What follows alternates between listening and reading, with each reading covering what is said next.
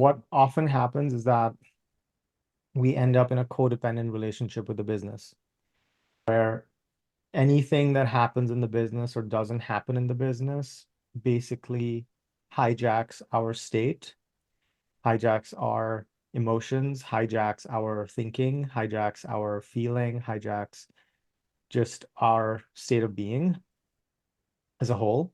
And it's very challenging to break that coupling. Mm. And it is challenging because being so codependent with the business is what we perceive allowed us to generate and create the current level of success. So what it feels is I'm abandoning the success strategy that actually got me this far.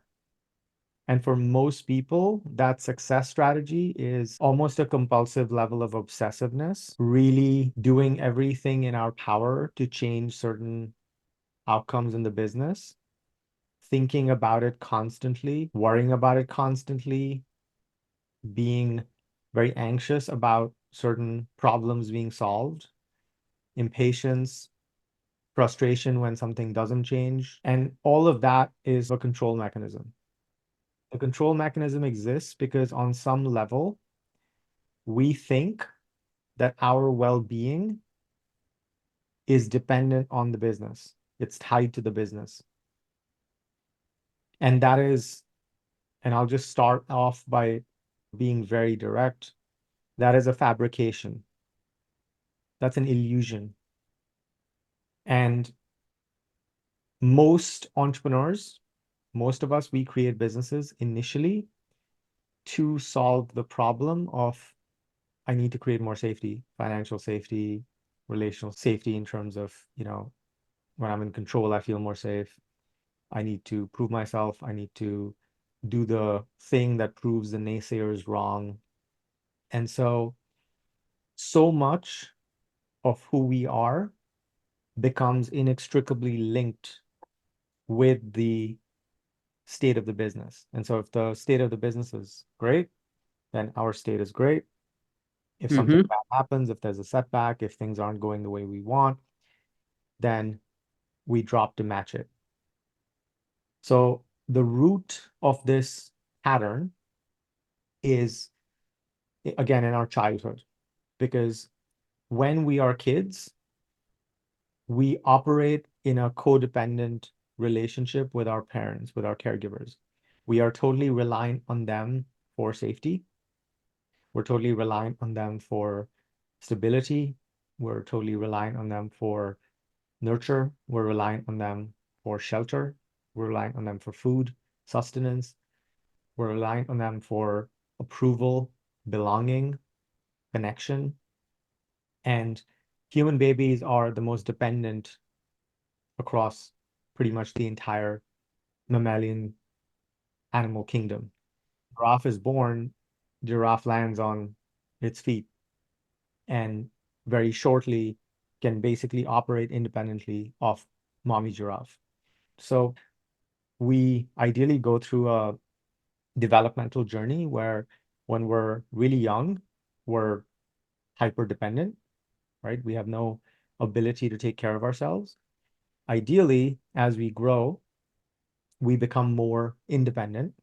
And as we become adolescent and teenagers, there's a certain oppositional energy that builds up that causes us to individuate from our parents. So it's the classic teenagers, fuck you, I'm going to do what I want. Fuck you, you don't get to tell me when I do what I do and what I don't do. So that desire for independence begins that individuation process, and we learn to self-soothe, we learn to take care of ourselves, and ideally, then that segues into adulthood, where we become a sovereign, functional adult. And as sovereign, functional adults, we are taking responsibility for ourselves. So we're providing ourselves safety, shelter, all get basically meet most of our core needs internally, belonging, approval. We still need relationships to get those needs met. So hopefully we form relationships and get that met as well. The reason why we end up being codependent with the business later on is that there is still a child inside of us that doesn't feel safe. And the business was basically built as a solution to the problem of I'm not safe and I'm not enough. And until we solve that problem, we will outsource our core needs for safety, approval, belonging, control from the business. So we'll use the business to meet those needs. And the problem with that is that's highly variable. So if the business does well, we're doing well. If the business is not doing well, we're not doing well. That's a very Right. dangerous place to be because we don't want to be exposed to that kind of volatility. Ideally, we fix our state of being, we decouple from the business so that our state exists independently of the business and it doesn't fluctuate the same way a business fluctuates. So the way I'd like to explain this to you is that when we operate in a codependent relationship with a business, it's like this is our geometry and this is the business's geometry, and we're still holding the business's geometry within ourselves. When we are in a state of healthy interdependence, which is from an attachment perspective, how we want to be with our partners, other people that we want to have deep, meaningful relationships with, as well as the business. I'm here and the business is here.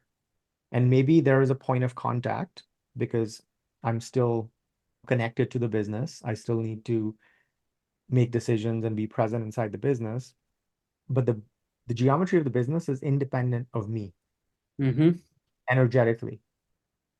From an architectural perspective, which is different, that's also something we want to get to, which is when the founder is basically required for a lot of stuff, then architecturally, the founder is codependent with the business because if the founder steps away, the business is not going to grow or start falling apart in worst case scenarios. So we want to extricate the founder from an architectural perspective and so that they're no longer the bottleneck in the business. There's a clear leadership team that can make decisions based on a certain operating system. There's a culture that takes over the job of regulating behavior. There's accountability systems, there's feedback loops. But what we're talking about here is not that. We're talking about the energetic codependence. Yep.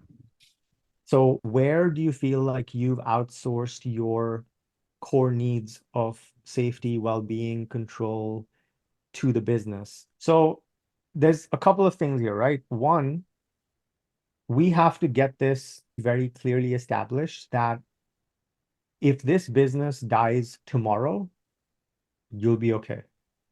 And if there's any part of you that is afraid to wake up tomorrow and this business completely disappears, you're like, I will not be okay.